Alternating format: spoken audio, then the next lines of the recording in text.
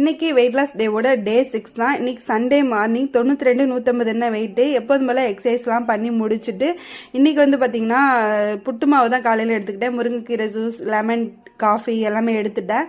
நேற்று வந்து ஸ்ட்ரைக்கு ஃபுல்லாக ஹாஸ்பிட்டல் ஃபுல்லாக ஸ்ட்ரைக் இல்லையா, அந்த கொல்கத்தாவில் நடந்த டாக்டர் பொண்ணோட இஷ்யூ தான்.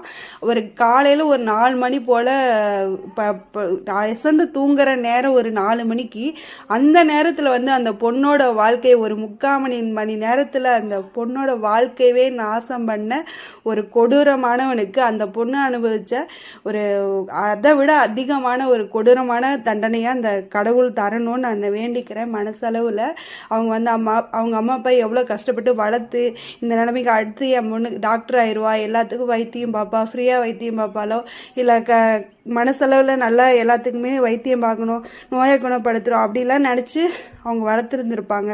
எவ்வளோ கஷ்டமாக இருந்திருந்திருக்கும்.